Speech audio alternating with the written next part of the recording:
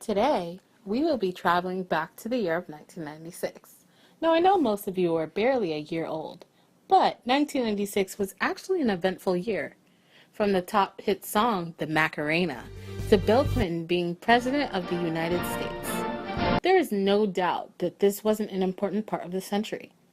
In 1996, the signing of the welfare reform came about. The best way to explain what the welfare reform is what we know today as EBT, Medicaid, food stamps, and Social Security. Although the reform was created out of good intentions, the fact of the matter is that people abuse these programs that are meant for middle to lower class families. Rather than looking for jobs and actually providing for themselves, millions of Americans would prefer sitting on their asses all day, waiting for a check from the government as their income. When you think about it, the welfare reform is a waste of taxpayer money and time. People tend to find loopholes in the system to get free money. Do you know what they spend it on? While poor families suffer to hunger's demise.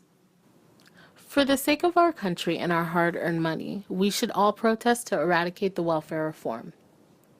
Did you know that the annual spending for government-funded programs is approximately $3 trillion? Also, in the year of 2010, 67.3 Americans received either assistance for needy families, Social Security, support for higher education, or other assistance. Can you believe they called the reform an unprecedented success? But in reality, it is a countrywide disgrace. Doesn't that make you sick to your stomach? With taxpayers' money being wasted on these various government programs, the opportunity for healthcare and education growth are being lost in the midst of people who are requesting welfare and don't really need it.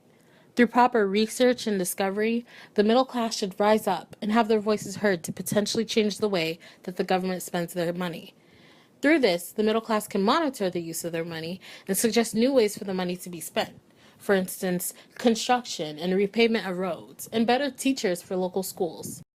In addition, with the eradication of the welfare reform, money could be put back into the economy to help reduce national debt and make more jobs for the non-working and poor families. With this idea, the need for government assistance programs would reduce drastically, and the welfare reform would be another law of the past. This is what I think of the welfare reform.